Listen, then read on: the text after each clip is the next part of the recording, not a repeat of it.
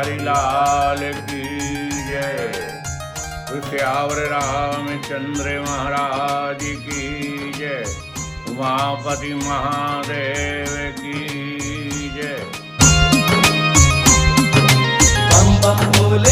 ओम गजाननं भूतगणाधिसेवितं कपित्थजम्बो फलचारुभक्षणं उमासुतं शोकविनाशकारकं नमामि विघ्नेश्वरपादपङ्कजम्।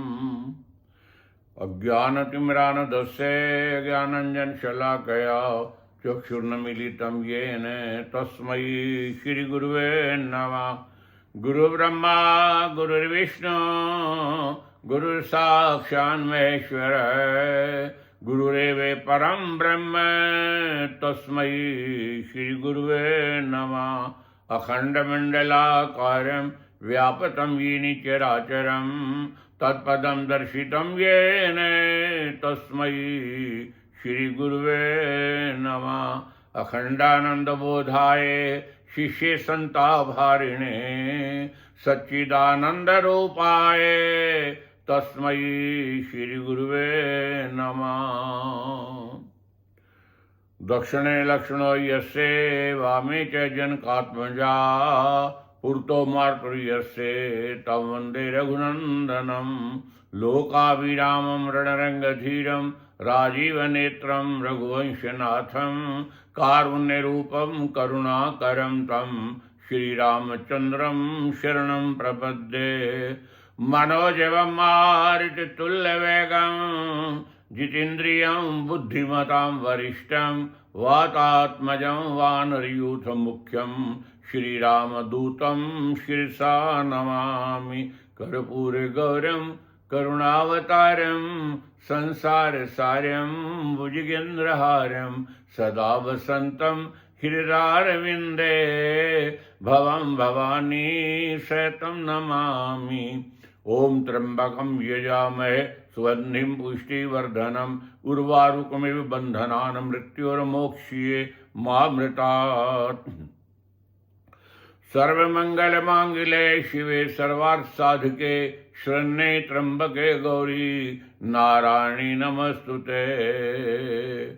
या कुन्देन्दुतुषारहार धवला या शुभ्रवस्त्रावृता या वीणावरदण्डमण्डितकरा या श्वेतपद्मासना या ब्रह्मा अच्युत शंकर प्रभृतिभिर्देवैः सदा वन्दिता सा मां पातु सरस्वती भगवती निशेषजाड्यापहा।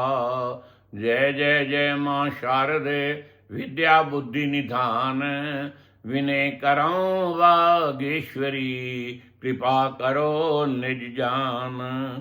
आज भी तेरा आसरा प्रभु कल भी तेरी आसे सदा तुम्हारी ओट में गुजरे 12 मासे। कथा प्रारंभ होते हैं सुनिए वीर हनुमान आसन लीजिए प्रेम से प्रभु आओ कृपा निधान। प्रणमौ पवन कुमार खलबन पावक ज्ञान घन जासु हृदय आगार बसहि राम सर चाप धरे। श्री गुरुवर पद पद में रजे सादर सिर पे धारे। कार्तिक महात्म की कथा कहूँ मति अनुसार। भगवत प्रार्थना तदुपरांत गाथा सुनोगे। गोविंद मेरी यही प्रार्थना है फूलों में ना कभी नाम तुम्हारा निष्काम हो के मैं दिन रात गाऊं।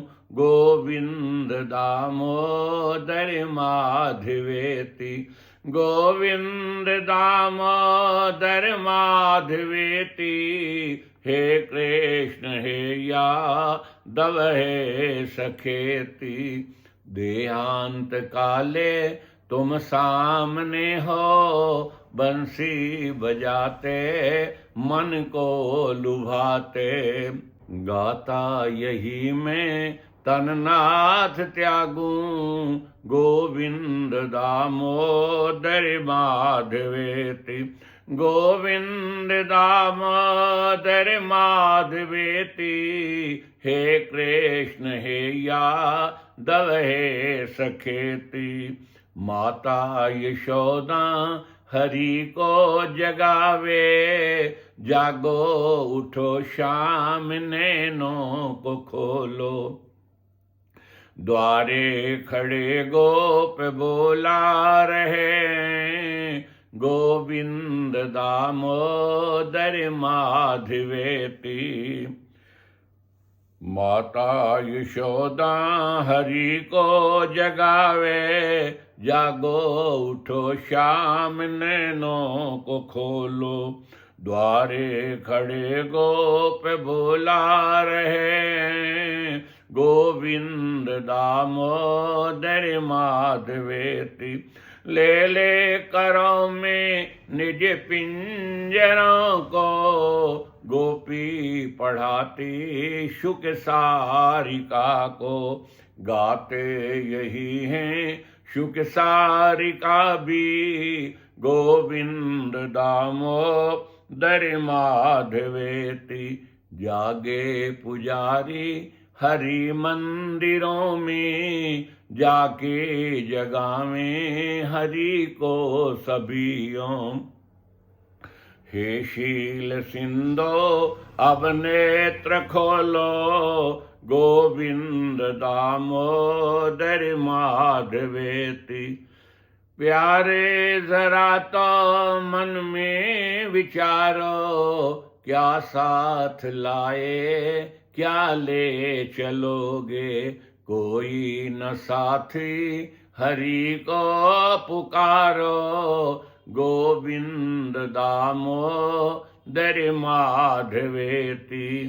नाता हमारा जग से भला क्या, आए यहाँ क्यों कर क्या रहे हैं। सोचो विचारो हरि को पुकारो, गोविंद दामोदर माधवेति। सच्चे सखा हैं हरि ही हमारे, माता पिता शील बंधु प्यारे। भूलो न भाई दिन रात गाओ, गोविंद दामोदर माधवेति। गोविंद मेरी यही प्रार्थना है, भूलूं न मैं कभी नाम तुम्हारा। निष्काम होके मैं दिन रात गाऊं, गोविंद दामोदर माधवेति। गोविंद दामोदर माधवेति, हे कृष्ण हे यादव हे सखेति। अथ एकादशोऽध्याय। कल गाथा में नवम अध्याय में आप लोगों ने जहां जलंधर का वध एवं तुलसी आंवले की उत्पत्ति, तुलसी का पूजन, प्रभु मंदिर में ज्योत जगाना, प्रभु मंदिर को स्वच्छ करना, समार्जन, इसका महात्म सुना। तो 10वें अध्याय के अंदर अहोई देव की कथा, करवे चौथ कथा आप लोग पहले सुन चुके हैं, इसलिए एकादश आरंभ हुआ। नारदोवाच भगवान व्यासो वशिष्ठ चे ग्रस्ते संपूजन, तन केन हेतुना ब्रह्म एतत् विस्तृतो मम। बड़ा सुंदर प्रश्न किया, बड़े ध्यान से सुनने योग्य गाथा है। हमारे गृहस्थ जीवन के अंदर जो शिक्षा देने वाली। नारद जी कहते हैं ब्रह्मा जी से, पिताजी से प्रश्न किया कि ब्राह्मण, व्यास जी भी गृहस्थी बने, मानव का विवाह हुआ, व्यासदेव जी के बेटा कौन है? शुकदेव जी। वशिष्ठ जी भी गृहस्थी हुए और ऋषि मुनि सारे गृहस्थी हुए। गृहस्थ की इतनी महिमा क्यों है? भगवान कहने लगे कि नारद, जितने ये आश्रम हैं ये सारे गृहस्थ आश्रम के आश्रित हैं। गृहस्थी के दरवाजे पे सन्यास से अगर सारे ही सन्यासी बन जाएं, सारे ही साधु बन जाएं, तो बोलो भिक्षा देगा कौन? आतिथ्य की सेवा कौन करेगा? तो भगवान ने, इसलिए प्रभु कहते हैं, एक बार बड़ी सुंदर संवाद आता है कि एक बार नारद जी गुजरे, भगवान विष्णु गुण गा रहे हैं महात्माओं के, संतों के, सन्यासियों के। दूसरा गुजरे तो भगवान गृहस्थियों के गुण गा रहे हैं। नारद जी कहने, महाराज आप गृहस्थियों के गुण गा रहे हो, ये क्या? आपने कहना कि हाँ सुनो। कहने क्या? कहने मैं तुम्हारे प्रश्न का उत्तर दूंगा, पहले एक काम करो। भगवान ने एक दूध का कटोरा दे दिया नारद को। कह ले भाई ये तेरा दूध भी हाथ पे रखो और यहां चक्कर लगाओ, और इधर तेरे वीणा भी, खड़ताल भी बजती रहे। नारद चलने लगा तो एक काम होता था, या दूध का ध्यान रखे चाहे खड़ताल बजे। कहने महाराज एक काम करवा लो, दोनों नहीं हो सकते। भगवान कहने लगे इसलिए तो गृहस्थी धन है, जो गृहस्थ भी चला रहे हैं, संसार को भी चला और मेरा नाम भी जप रहे हैं। गोस्वामी तुलसीदास जी ने रामचरित मानस लिख के पता क्या कहा था? भगवान से क्या मांगा लास्ट में? कि कामी नार प्यार जिमी, लोभई प्रिय जिमी दाम, तिमि रघुनाथ निरंतर, प्रिय लागो मोहे राम। काम करते चलो, नाम जपते चलो, नाम धन का खजाना बढ़ाते चलो, कृष्ण गोविंद गोपाल गाते चलो। प्रभु का ध्यान भी और गृहस्थ जीवन का भी यापन किया जाए। क्योंकि मनुष्य 4 ऋणों पे है। 4 ऋणों में आपको पता है कि ब्रह्मचर्य आश्रम, फिर गृहस्थ आश्रम। गृहस्थ आश्रम में भी पता है कि जिस समय पिता के पुत्र पैदा होता है, मानो संतान पैदा होती है, तब वो पितृ ऋण से उऋण हो जाता है कि पितरों को आगे जल देने वाला आ गया। इसलिए हमारे गृहस्थ आश्रम में, मानो गृहस्थ आश्रम को अति उत्तम माना गया।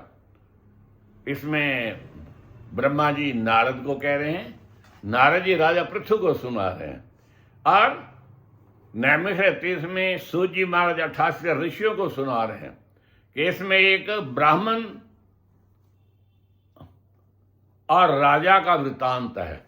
वो कथा सुनो ध्यान से, आपको पता चल जाएगा कि गृहस्थ आश्रम में क्या कर्तव्य है और कैसा गृहस्थ आश्रम है। बड़े ध्यान से सुनिए। नारद जी कहने लगे, हे राजा उतानपाद, ना हे राजा पृथु सुनो। उतानपाद नाम का राजा था, उसका पुत्र था उत्तम। उतानपाद का समझते हो? वैसे जो ध्रुव के पिताजी थे वो भी उतानपाद थे। उनकी रानियां 2 थी, एक थी सुरुचि, एक थी सुनीति। हम आप जितने बैठे हैं ना, प्रैक्टिकली सुना रहा हूं, सारे उतानपाद हैं। उतानपाद समझते हो? उतानपाद जिसके पैर नीचे और सिर, पैर ऊपर और सिर नीचे, उतानपाद ऊपर पाँव वाला। आप हम सब जब माता के पेट में होते हैं तो हमारे पैर ऊपर होते हैं और सिर नीचे होता है, सब उतानपाद है। और अगर समझाऊं दृष्टांत के रूप में, उस उतानपाद के हरेक की 2 रानियां हैं, सुबुद्धि, सुरुचि और संसारिक सुखों की ओर ज्यादा ध्यान। सुनीति, सुंदर नीति, और सुरुचि बस सिर्फ रुचि में हम करना, नीति का ध्यान ना करना। जैसे सुनीति से तो पैदा कौन हुआ था? ध्रुव। ये अलग कथा आप सुना रहा हूं, आगे कभी आप ध्रुव का ख्याल सुनोगे। और सुरुचि से उत्तम। उत्तम कुमार का जो विवाह है वो बहुला नामक स्त्री के साथ हुआ। बड़े प्रेम से रहते हैं, बड़े आनंद से रहते हैं। लेकिन एक दिन उत्तम ने नृत्य देखता, वो राजा है ना, हर प्रकार के आनंद भी है, लेकिन उसमें आनंदों में फंसना नहीं होता। लेकिन वो वैश्यों के आनंद में फंसते हुए वो मद पीने लगा। एक कप अपनी पत्नी को देने लगा, पियो, तो उसने मुंह फेर लिया। कभी आप देखें कि जब आदमी शराब पी रहा हो ना, तो उससे उसके अगेंस्ट कोई बात करो तो बड़ा गुस्से में आ जाता है। अब पत्नी ने मुंह फेर लिया, नहीं पिया। उसने सोचा राजा मेरी इसने अपमान कर दिया है। बुलाया उस समय सेवक को, कहा जाओ इसे जंगलों में छोड़ो। राजा आज्ञा मान करके और नौकर उनको घोर जंगल में छोड़ करके आ गया। इतने में राजा ने प्रेम बढ़ा था, अब उसको त्याग दो बैठा गुस्से में, क्योंकि क्रोध कहता है, देखो क्रोध में थोड़ी देर, क्रोध आने में लगे ना, थोड़ी देर अगर आप शांति करोगे तो क्रोध दूर हो जाएगा। नहीं तो क्रोध जब आता है तो द्रगवंतने को मैं अंधे करूं, गुस्सा कहता जब मैं आता रहा हूं तो बड़े बड़े जो दूरदर्शी है अंधा बना देता हूं। द्रगवंतने को मैं अंधे करूं और श्रुतिवंतने को बथिरा कर डारूं। जिन्हें बड़े शास्त्र सुने होते हैं, क्रोध कहता जब मैं आ जाता हूं तो मैं सोचता हूं जैसे ऐसा बना देता हूं इन्होंने सुना ही ना हो। तो अब राजा को चिंता, रानी को घर से भी निकाल दिया, लेकिन दूसरा विवाह भी नहीं किया। एक दिन राजा दरबार में बैठा था, उस समय एक ब्राह्मण ने आकर के पुकार की। राजा कहने लगे बोलो। कहने लगे कि मैं बड़ा दुखी हूं। कहने लगे क्या? कहने लगे कि मेरी ब्राह्मणी पत्नी घर में सोई हुई थी और दरवाजा बंद करके मैं कहीं गाड़ी को गया हुआ था, पीछे कोई आया उसको उठा के ले गया।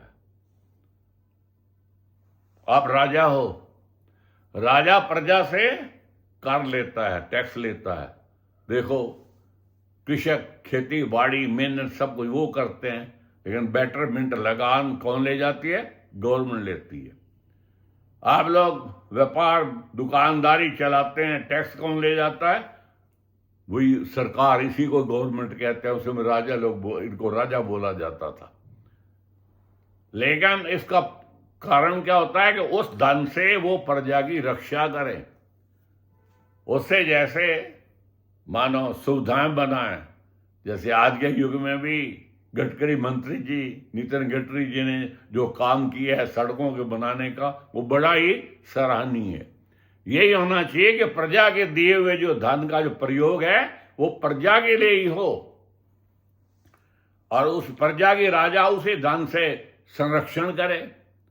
राजा आप हमारे धन का छठा हिस्सा लेते हो, आपका कर्तव्य है कि, तो राजा कहने लगा भाई मैंने तेरी पत्नी को कभी देखा तो नहीं है, उसका हुलिया बताओ कैसे है, मैं ढूंढ लाऊं। कहने लगे कि सुनो बड़े ध्यान से कि मेरी पत्नी आयु में बड़ी, स्वभाव की बड़ी कठोर है। मैं उसका फिर भी कल्याणी बोलता हूं। वो कड़वा बोलती है, लेकिन मैं उसको कल्याणी कहता हूं। क्यों?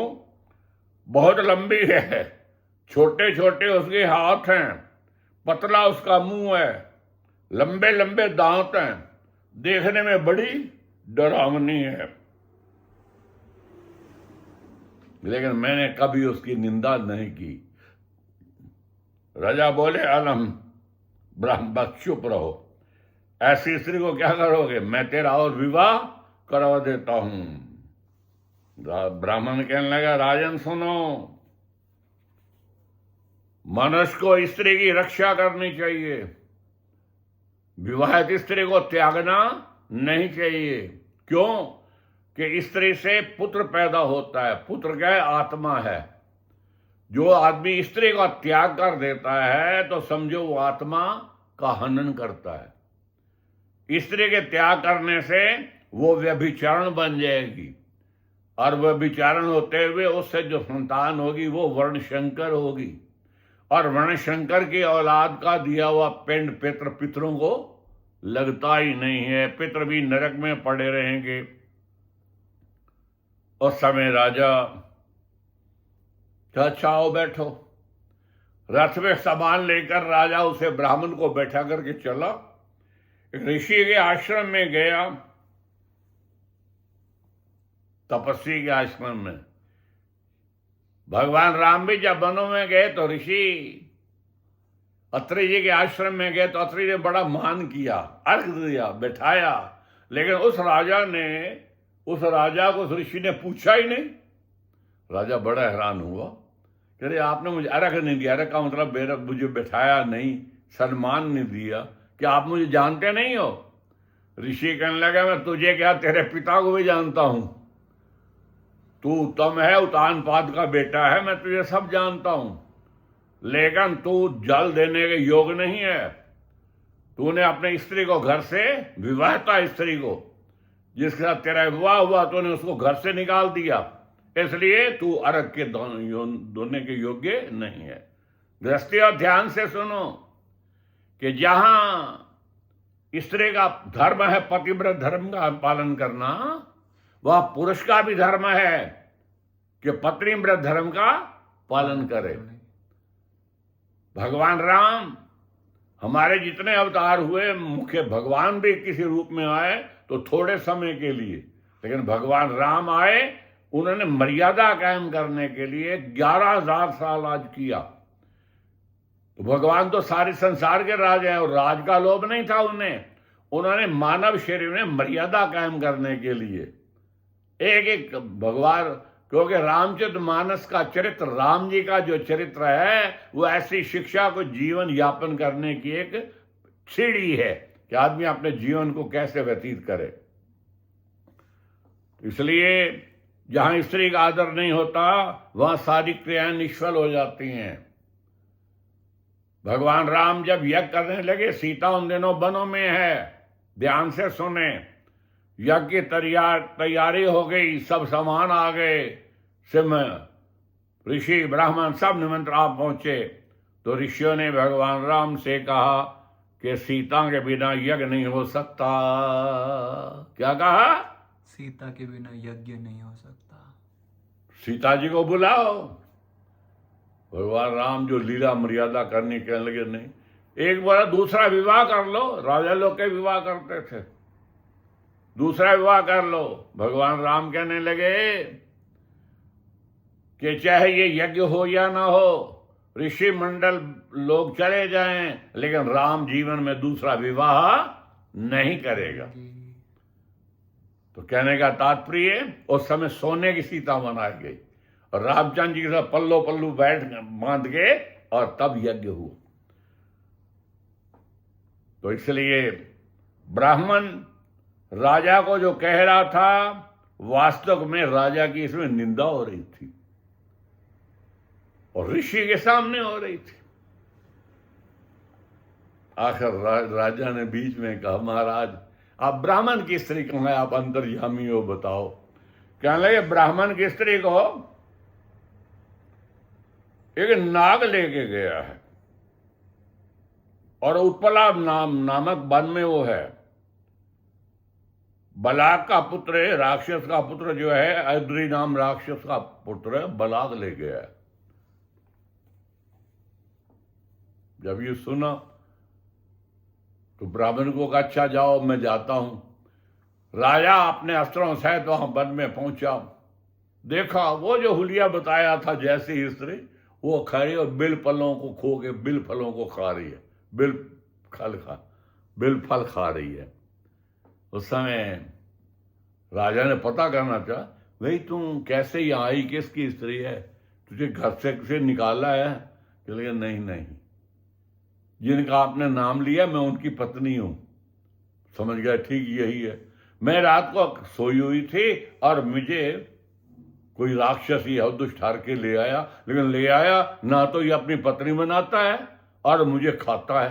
राक्षस से दो ही काम होते हैं, या तो मां समझ के खा जाते हैं और या रमण करते हैं, मानो स्त्री बना देते हैं। ना ये मुझे स्त्री बनाता है, ना मुझे खाता। कहने लगे कहाँ है वो? कहने लगे यही मन में होगा। राजा ने ध्यान किया, इतने में वो जो ही उसने राजा को देखा, राजा के पास हथियार हैं, वो चरणों में गिर पड़ा। कहने लगे बताओ तुम इससे क्यों ले आए इसको? तुम इसके साथ विवाह भी नहीं कर रहे हो। वो कहने लगा महाराज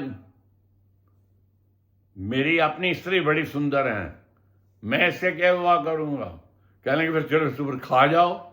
कहने खाने के लिए मैं तो मांस खाता नहीं हूं, पिछले जन्म के कोई कर्मों के कारण से मैं अब राक्षस कुल में पैदा हो गया, मैं तो मांस खाता ही नहीं हूं। कहने फिर क्यों ले आए। कहने लगे इसका पति जो बड़ा विद्वान है, वो जब भी आम जो वहां एरिया के यज्ञ होम पाठ होम सब उसी को बुलाते हैं, और आते ही वो राक्षसों के नाश करने का मंत्र जानता है।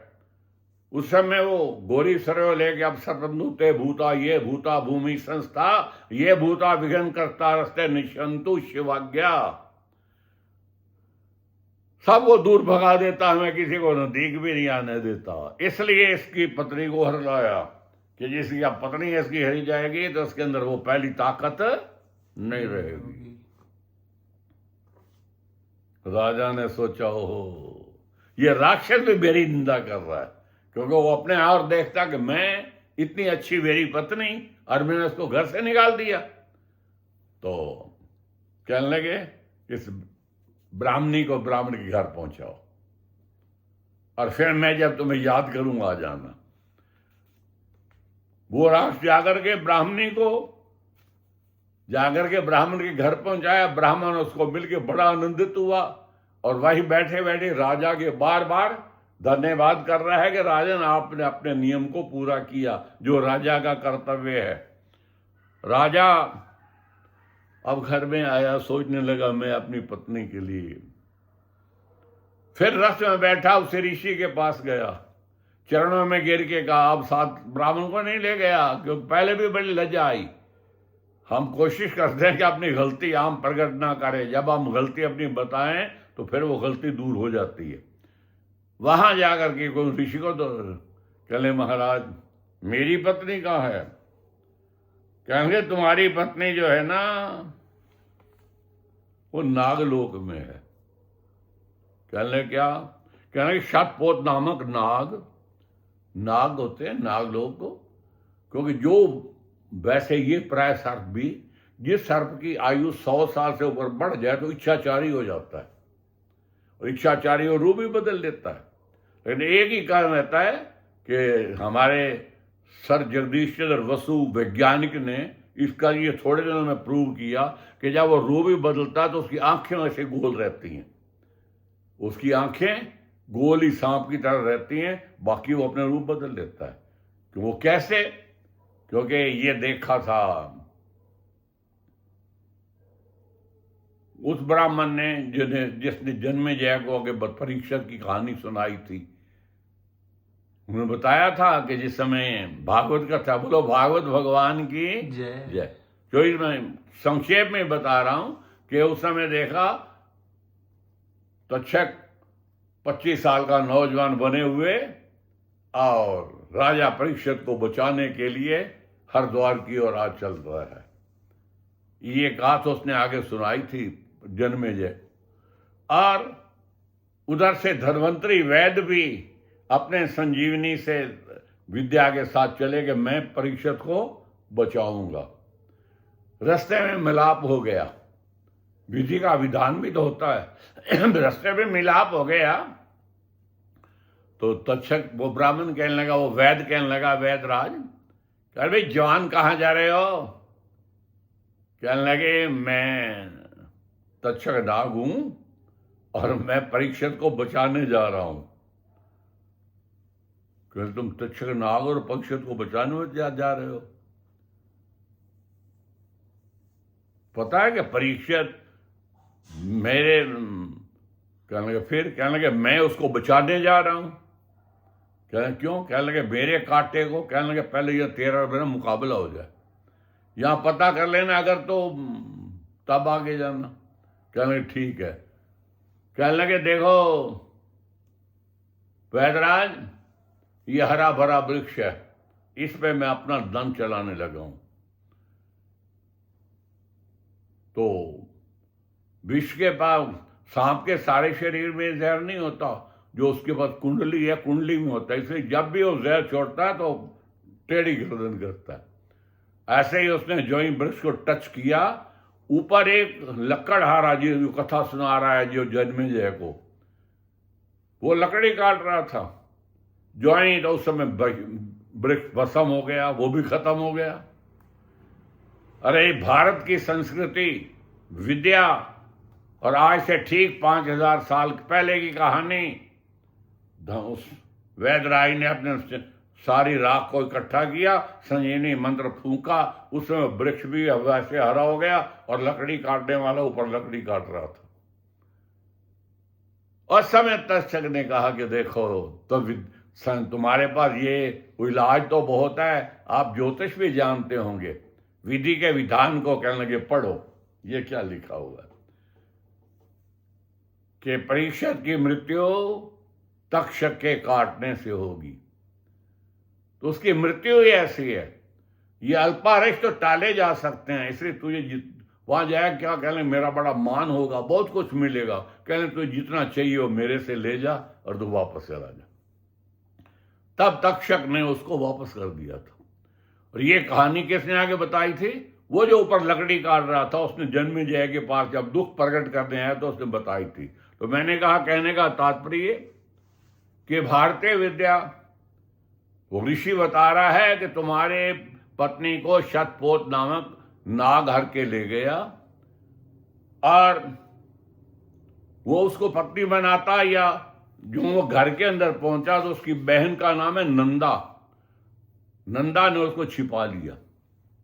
उसने सोचा कि अरे मेरे चाहे मेरे पिता हैं, लेकिन अगर गलत काम करें तो एक भारतीय नारी को, हिंदू नारी को जो लेके आया है, उसने छिपा कर आपने कहा, बेटा यहाँ मैं एक स्त्री लाया था, वो कौन थी?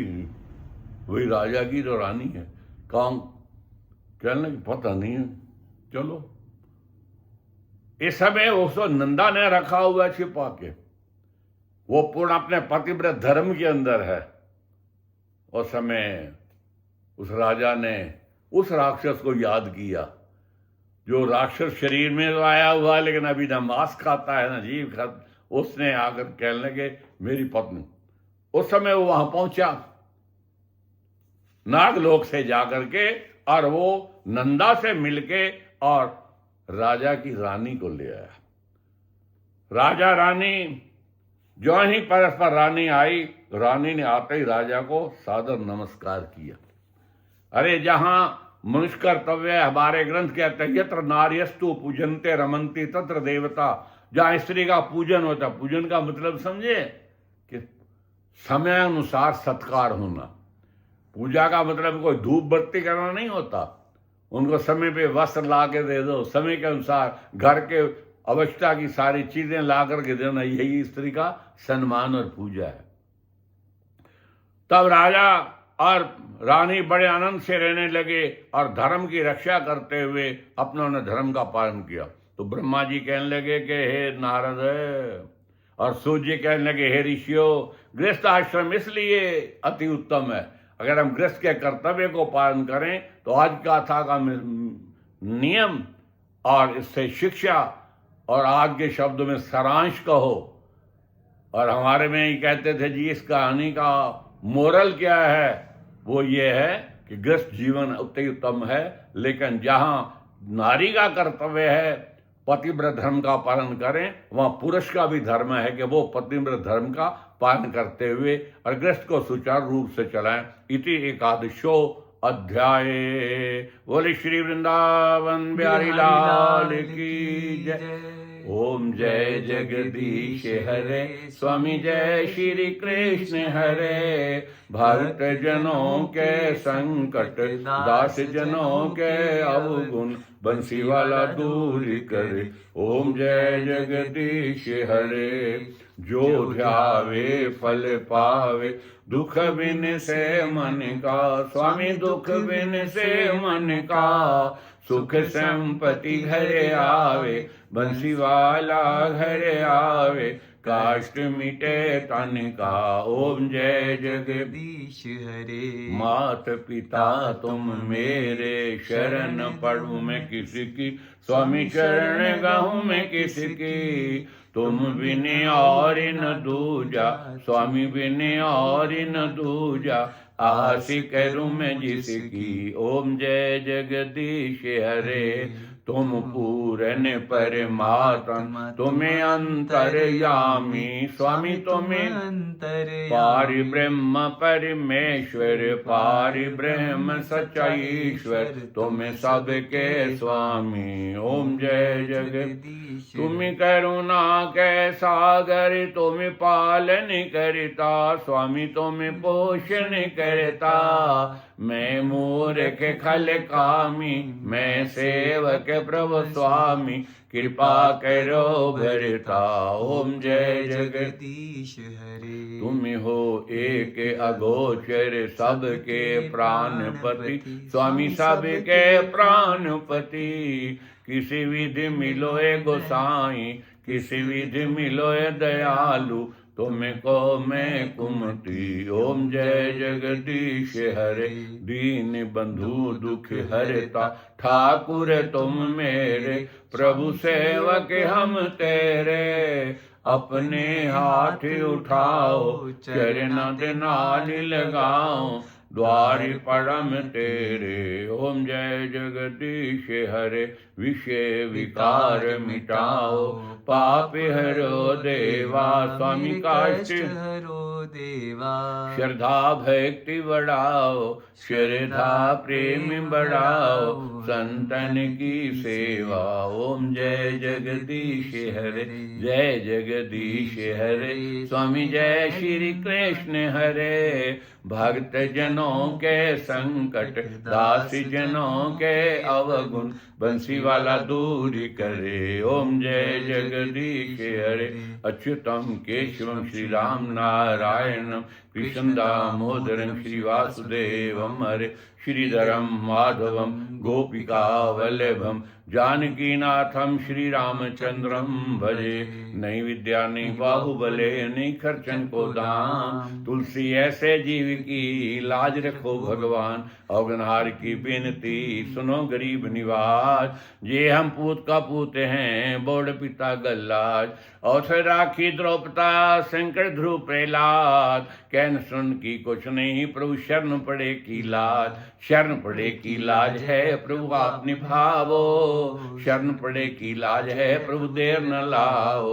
शरण पड़े की लाज है तुम जानो जगदीश, दोनों भुजा पसार के मैं धरा चरण पर शीर्ष्यापति राम। ओम भूर्भुवः स्वः तत्सवितुर्वरेण्यं, भर्गो देवस्य धीमहि धियो यो न प्रचोदयात्। ओम हरे राम श्री राम राम हरे हरे, हरे कृष्ण कृष्ण कृष्ण हरे हरे। राम नाम के सिमरने हो तो पाप का नाश, जो चिंगारी अग्नि की पड़ी पुराने घास श्यापति राम। जय जय। धर्म की जय हो, अधर्म का नाश हो, प्राणियों में सद्भावना विश्व हो, का कल्याण बोले हो, साचे दरबार दरबार की जय। जय। सर्वे भवन्तु सुखिना, सर्वे सन्तु निरामया, सर्वे भद्राणि पश्यन्तु, मा कश्चित् दुर्भाग्यवत्। ओम शांति शांति।